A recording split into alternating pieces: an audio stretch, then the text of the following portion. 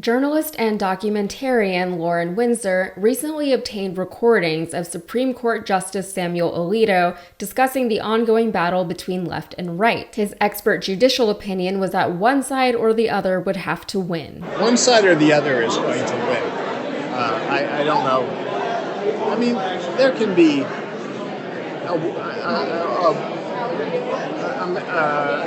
a way of working, a way of living together peacefully, but it's difficult, because there are differences on fundamental things that really can't be compromised. Really can't be compromised. So it's not like we're going to split the difference.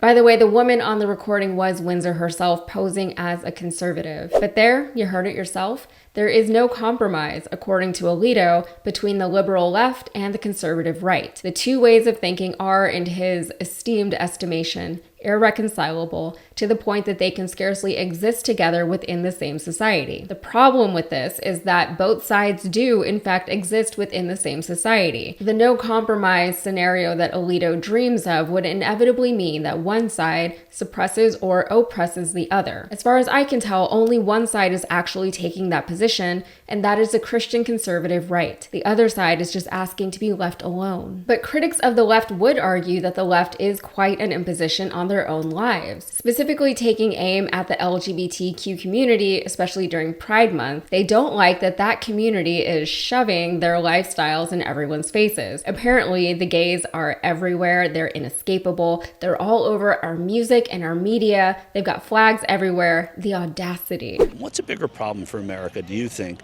Drag or guns? Drag. And why is that? I would not want my kids to be anywhere around drag. But what about guns and people, buying them and assault weapons and all the death it causes versus drag, which, let's face it, not a lot of people die from drag?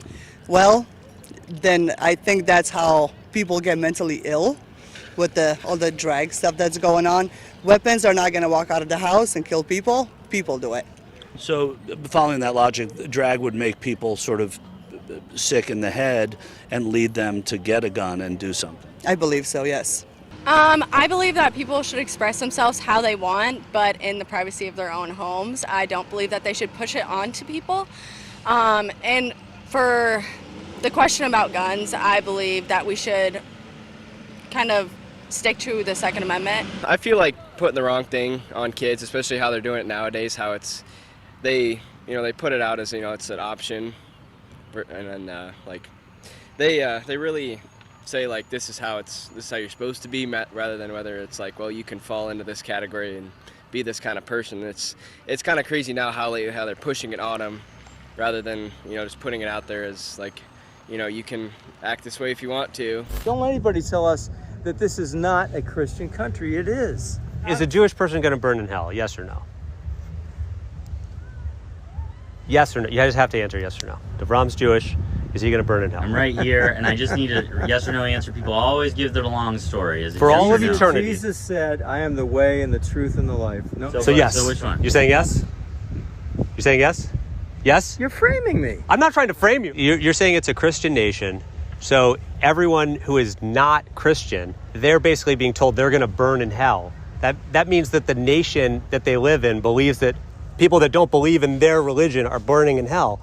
That's a really big thing to say. I'm still having a hard time, though, understanding why people existing as themselves without hurting others is a problem for anyone outside of that community. The Swifties get on my nerves, but I just limit my own exposure to them. That's my problem, not theirs. I don't try to legislate them out of existence. Conversely, Christian conservatives are more than happy to impose their views and beliefs on the general populace without any modicum of humility or modesty. I live in Houston, Texas. This is the home of Joel Osteen. There is a giant cross that towers over one of our freeways. We have Come to Jesus billboards everywhere. I can't get pregnant in this state because of the laws that were passed by evangelicals whose beliefs I do not agree with or respect. They want to use public tax dollars to fund Christian private schools. They want the Bible taught in schools. They want the Ten Commandments hung up in classrooms and so much more. And on top of all of that, Trump is running for president for a third time. So between now and November, at least, I have to look at all of these very classy Trump signs and flags throughout my neighborhood and town. And these same people with Trump signs in their yards will tell you themselves that they are good Christians who have no problem voting for a bigot and a misogynist, a liar and a cheater, and a convicted rapist and felon for a third time. But speaking of flags, Windsor was also able to chat with Alito's wife, Martha Ann Alito, who doesn't have to be quite as careful with her words as her husband. Here's what she had to say. I want a Sacred Heart of Jesus flag because I have to look across the lagoon at the Pride flag for the next month. Exactly. And he's like, oh, please don't put up a flag. I said, I won't do it because I'm deferring to you.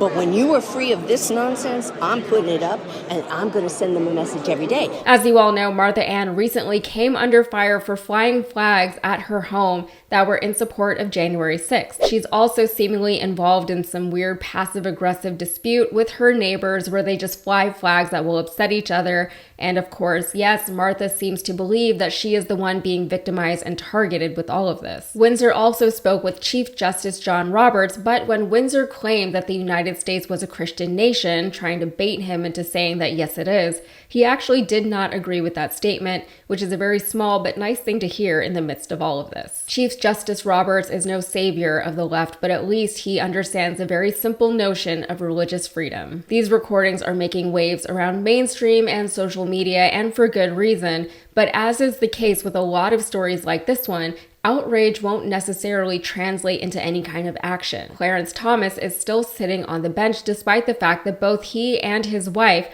are unabashedly compromised and biased. Samuel Alito still has not recused himself from any January 6 proceedings, despite the fact that his own home had a pro-January 6 flag flying from it. Both justices have no problem blaming their wives for their professional hot water that they found themselves in. Both wives insist that they act independently of their husbands. They're quite modern women in that respect. Still, with the nature of the Supreme Court, these justices have been placed on such an untouchable pedestal that it makes sense that they are not fearful of repercussions. It also makes sense that their wives would feel invincible by association. We can't vote them out. We can't make them do anything. We can reform the Supreme Court, though. As more of these stories come out, I think it would become more and more difficult for a Democratic president like Joe Biden to not seriously pursue some kind of court reform. So we'll have to see about that. All right, that's it for me. If you got anything out of this, please like the video, subscribe to the channel, and check out my podcast, Modern Context.